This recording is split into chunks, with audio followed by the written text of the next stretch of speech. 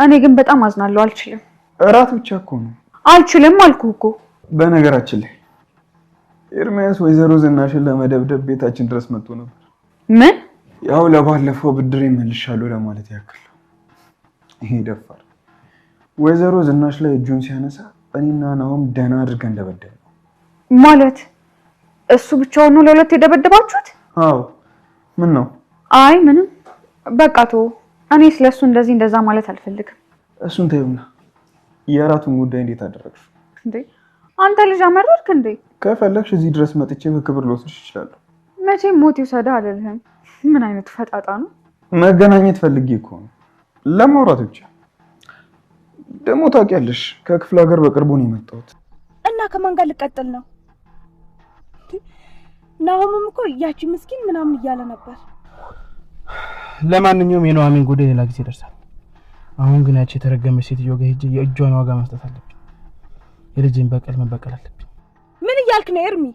እኔ እኮ ይሄ ሁሉ ነገር እያልኩህ ያለሁት እኮ እንደዚህ አምባጓሮ እንድትፈጥር ሳይሆን ኑሐሚንን ከነዛ ሰዎች እንድታርቅ ነው። ነገርኩሽ። እሷ በመወደው ሰው ነው አይደል የመጣችብኝ? እኔም ደግሞ በምትወደው ሰው ሄድባታለሁ። ወይኔ ጉድሽ አምራን። በቃ አውቄ ነው። እሺ አውቄ ነው። በቃ ቶ አውቀሽም አይደለም። ሴትዮዋ እድሉን ብታገኝ ኑሐሚን ላይ ከዚህም የከፋ ነገር ብታረግባት ደስተኛ ነች። አሁን ግን ባይኔ ነው የመጣችው። በል ወደድኩም ጠላው ያቺ ሴትዮ የባሌ እናት ናት። ስለዚህ ይሄን ነገር ለማንም እንዳትናገር። አታስቢ። በቃ ይሄን ነገር ለማንም ሳልናገር ካንቺ እንደሰማሁት ማንም ሳያውቅ። አሁን ይልድ ሰላም ጤና ይስጥልኝ ውዴ ቻናሌ ቤተሰቦች እንዴት ናችሁልኝ? እንኳን ወደ ሰብለይቱ በሰላም መጣችሁ። እንግዲህ ሁላችንም በኑሐሚን ማርገዝ ስንናደድ ነበረ። ለኤርሚያስ በፍጹም ኑሐሚን ማርገዝም ሆነ ልጅ የሚገባው እንደዚህ አይነት ክብር የሚገባው አይነት ሰው አይደለም። በጣም መጥፎ ሰው ነው። እንዴት እንደዚህ ሊሆን ቻለ?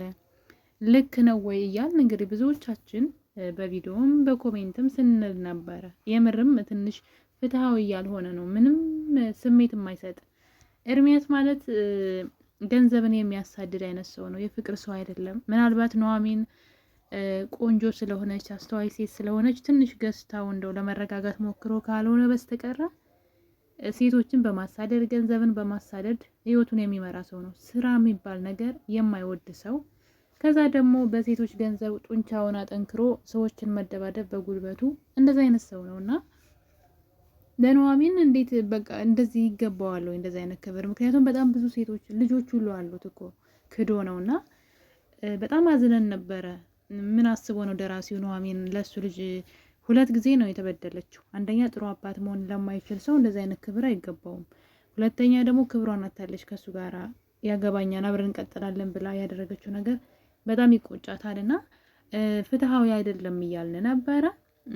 እንግዲህ በዛሬው በክፍል 39 ላይ ኑሐሚን እንደዛ ሲያቅለሽልሻት ሲያማት የነበረው ነገር ግራ ስላጋባት ማለት እርግዝናውን እሱን ወረቀቱ እኮ ላይ እንደሌላት ተነግራ ነበር። ግን ያ ነገር ግራ ሲያጋባት እርጉዝ ነኝ ብላ እንግዲህ አምና ተቀብላ ነበረ። እንደዚሁም ደግሞ በሕክምናም ስህተት በስም መሳሳት ማለት ነው።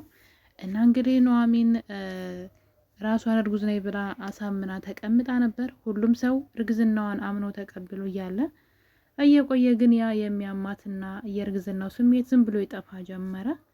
ኑሐሚን ነገሩ ግራ ስላጋባት ወደ ሕክምና ሄዳ ነበረ።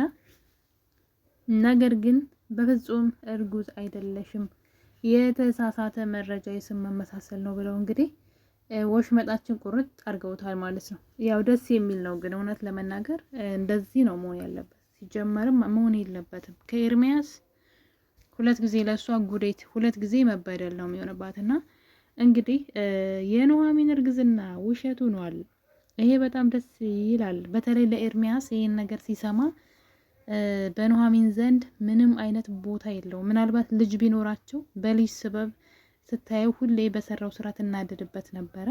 ከዚህ በኋላ ኤርሚያስ የሚባል ሰው ወደ እሷ ህይወት ድርሽ የሚልበት አንዳች ምክንያት የለም። እንደምታውቁት እንግዲህ ኤርሚያስ አሁን ላይ አምራን አታዋጣኝም፣ ከፍቅረኛዋ ጋራ ስለገጠመች ማለት ነው አታዋጣኝም፣ ስለዚህ ሌላ እርግብ መፈለግ አለብኝ ብሎ ኤሚን አጥምዷታል። እንግዲህ የናሆምን እህት ማለት ነው። በእሷን በማጥመድ እንግዲህ ከእሷ ጋር ፍቅር እየተጫወተ ገንዘቧን ለመብላት ቀርቧታል። እና እንግዲህ በዚህ መሀል እያሉ ነበረ ወይዘሮ ዝናሽ የኑሐሚን ልጅ እንዲወርድ ማለት ነው በገነት በኩል ያደረገችውን ጥረት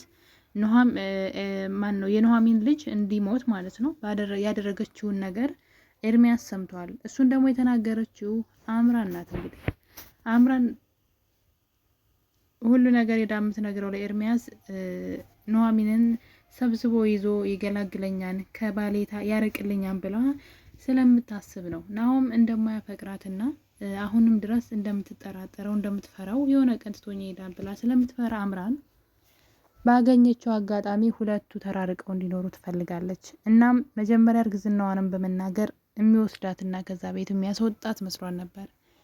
አሁን ላይ ደግሞ ወይዘሮ ዝናሽ ልጅህን ልትገል ነበር በማለት ኑሐሚንን አርቆ እንዲወስድላት ፈልጋ ነበረ። ነገር ግን እሷ ራሷ ነገሩን አበላሽተዋለች። ኤርሚያስ ይህን ነገር እንግዲህ አምራን ከነገረችው በኋላ በወይዘሮ ዝናሽ በጣም ይናደድና አሁንስ በጣም አበዛችሁ ብሎ ቀጥታ ወደ ቤታቸው ነበር ሄዶ ድፍረት ማለት ነው። በጣም ደፋር ሰው ነው። በጣም ደፋር ማለት ነው። እና በቃ በጉልበቱ ምናምን ነው የሚተማመነው። እንግዲህ ሴትዋን እንዴት ነው አሁን ቤቷ ድረስ ሂዶ እናቱ የምትሆን ሴት መደብደብ አስቡት እንግዲህ 2 ጎረምሳ ልጆች ያላትን ሴት ማለት ነው ለመደብደብ ቤቷ ድረስ ነበር ሄደው። አምራን በነገረችው መሰረት ቀጥታ ወደ ቤት ሄድና ሴትዋ ልጁ ናሆም በሩን ቢከፍትለትም ግን ከናሆም ጋር መደባደብ ይጀምራሉ። ከዛ ግን ወይዘሮ ዝናሽ መሀል ላይ ገብታ እረፉ ብላ ስታገላግል በጥፊ ይመታታል ማለት ነው ኤርሚያስ። ወይዘሮ ዝናሽ አፍንጫዋ በደም እስኪሆን ነበረ። በዚህ ምክንያት ድንገት ከዛ ዳግም ማለት ነው ያለን ጉድ እናቱን ኤርሚያስ ሲመታት የባለፈው ቁጪ ስለነበረበት እስኪ በቃው ቅጥቅጥ አድርገው ደብድበው እንግዲህ ከዛ ቤት አባረውታል። እንደ ውሻ በየሄደበት መደብደብ ብቻ ነው ስራው። የሱ ነገር ያው ይገባዋል። ነገር ግን ከኤሚ ጋር እያደረገው ያለውን ነገር ግን ቤተሰቦቿ ካላወቁ ገና ብዙ ነገር እዛ ቤት ይወርሳቸዋል ማለት ነው። ኤሚን በፍቅር ስም ቆንጆ እንደምታዩት ሰውነቱን ምናምን አደልቦ ምናምን ቆንጆና ዝም ብሎ ሴቶች ሲያዩት እንዲማልሉ ብቻ እያደረገ ምንም ስራ እንኳን የሚባል ነገር አይሰራም። በሰው ገንዘብ ነው የሚኖረውና ኤርሚያስ ከኑሐሚን ራስ ስለወረደ እንደኔ ደስ ያላችሁ ሀሳባችሁን ኮሜንት ላይ ያስቀምጡ። የማይገባው ክብር ሲጀመር ለሱ ልጅ መሆን የማይችል እኮ ነው። የማይገባው ሰው እኮ ነው። በጣም ርካሽ አይነት ሰው ነውና እንግዲህ ከኤሚ ጋር ያለው ግንኙነት ደግሞ ለገንዘብ ተብሎ ነው። የሆነ ነገር ችግር ሲፈጠር ቶሎ የምትደርስ እርግብ ታስፈልገኛለች ብሎ እንግዲህ አጥምዷታል። ኤደን እና እናቷ ገነት ደግሞ እንግዲህ አቶ ተሰማ ባለቤቷ ማለት ነው ቤቱን ለይኩን በስሙ እንዲገዛለትና በጋራ ስማቸው እንዲሆን ቤቱ አሁን የማይቆፍሩት ጉድጓድ የለም። እዛ ቤት ምላሳቸውን አለስልሰው ገብተዋል። እንደ ቤተሰብ የሆኑ መስለው አሁን ላይ በጣም ጥሩ ሰው መስለው እያስመሰሉ ይገኛሉ እናትና ልጅ። እናም ቤቱ እስኪገዛ ድረስ ከዛ ግን እንደውም ሀሳባቸው ጭራሽ ቤቱ በአቶ ተሰማ ስም እንዳይሆን በራሷ በገነት ስም እንዲሆን መላ እየፈለጉ ነው እንግዲህ። እና በጣም ከባድ ነው። ለገንዘብ ብላ እንግዲህ በዚህ መጠን ድረስ በዚህ እድሜዋ ማለት በጣም ብዙ መከራ ችግሮችን አሳልፋለች። ጎዳና ወጥታው ልመና ገብታለች። ግን የተሻለ ነገር ስታገኝ አሁንም ታበላሸዋለች። እና የገነት መጨረሻ እና የልጇ ተዋ በጣም ነው የሚገርመኝ። እና እንግዲህ ኑሐሚን ደግሞ ከሕክምና እንደወጣች ወደ ቤት በመሄድ ይህን ነገር ለቤተሰቡ ሁሉ ነግረዋለች። አምራን ለኤርሚያስ የናሆም እናት ልጅህን ልትገል ነበር ብላ እዛ ስታጋድላቸው፣ ኑሐሚን ግን ሐኪም ቤት ሂዳ ልጅ የሚባል ነገር እንደሌለ ስትሰማ አምራን እንግዲህ ስለምትፈራ ነው በነገራችን ላይ እንደዚህ የምታደርገው ከናሆም ኑሐሚንን ለማራቅ ነበረ። አሁን ግን ነገር ሁሉ ተበላሽቷል። ናሆም ኑሐሚንን የሚወዳት ከሆነ አምራን ደግሞ አሁንም ቢሆን እያስመሰለች ነው። ናሆም እናትወደውም ያው ለገንዘቡ ብላ ነው። ግን ያረገዘችው ልጅ የሱ ባይሆንስ? የሱ ከሆነ በእርግጠኝነት ከሱ ጋር እንደምትኖር ታውቃለች። ለምንድን ነው የምታስመስለው? ግን አምራን አሁንም እያስመሰለች ትገኛለች። ሌላው ደግሞ የወይዘሮ ዝናሽ ልጅ ማለት ነው ዳግም ኑሐሚንን እንግዲህ በፊት የሚከታተላት ነበረ። አሁን ጭራሽ ደግሞ እርጉዝ አለመሆኗን ሲያውቅ አሁን ላይ ከሷ አልላቀቅም ብሏል። ጭራሽ ራት ካልጋበዝኩሽ ብሎ ከኑሐሚን ጋር እንግዲህ ፍቅር እየተጫወተ ይገኛል። ኑሐሚን ግን ለዚህ ነገር አሁን ላይ ዝግጁ የሆነች አይመስለኝም። ሌላው ደግሞ ናሆም ሰማ ይሄን ነገር እርግዝና የተባለው ነገር ውሸት እንደሆነ ናሆም ሰምቷል። እናም በጣም ደስ አለው። ነገር ግን ደግሞ እና ምን ከዚህ በኋላ ከኤርሚያስ ጋር ትሆኛለሽ ብሎ ሲጠይቃት የኔና የሱ ነገር አብቅቷል፣ በፍጹም ከሱ ጋር ምንም አይነት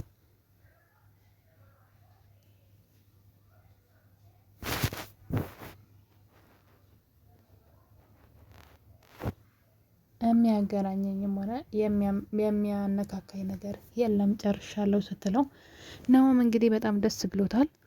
በዛ ላይ ደግሞ እኔና አምራን ልንጋባ ነው ሲላት ኑሐሚን ከፍቷታል። እናም እሱም ጠየቃት፣ ለምን ከፋሽ? እኔና እሷ እንጋባለን ስል ለምን ከፋሽ እያላት ነበር። አላመንሽበትም እንዴ እያላት ነበር። ኑሐሚን እውነት ለመናገር ከሆነ አምራን ምናልባትም እርጉዝ ምላትሆን ትችላለች። ምናልባት እርጉዝም ላትሆን ትችላለች። ሆን ብላም ሊሆን ይችላል። እርጉዝ ከሆነች ደግሞ ከኤርሚያስም ሊሆን ይችላል። ስለዚህ ጉዱ ገና ነው። ነገር ግን ኑሐሚን ከኤርሚያስ ስላላረገዘች ሁላችንም ደስ ብሎናል።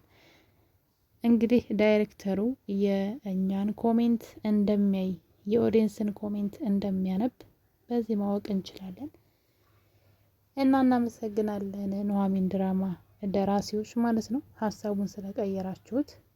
እና እኔ ተወዳጆች እንግዲህ ኑሐሚን ድራማ ክፍል 39 ላይ በጣም ብዙ የማይታመኑ ነገሮች እየታዩ ነው ማለት ነው። ምናልባት ኑሐሚን እንግዲህ ከናሆም ጋር ትሆን ወይስ ከዳግም ጋር? ዞሮ ከአቶ ለይኩን ልጆች ከአንዳቸው አትወጣም። ሁለቱም አይናቸውን ጥለውባታል። ምናልባት ከዴብ ጋር ልትሆን ትችላለች ብዬ አስባለሁ። ዴብ በጣም እየቀረባት ነው ያለው። እና ቤተሰቦቼ እንግዲህ ክፍል 39 ይመስል ነበረ። በክፍል 40 እስከምንገናኝ ድረስ ሁላችሁንም ወዳችኋለሁ። ቸር ቆዩልኝ።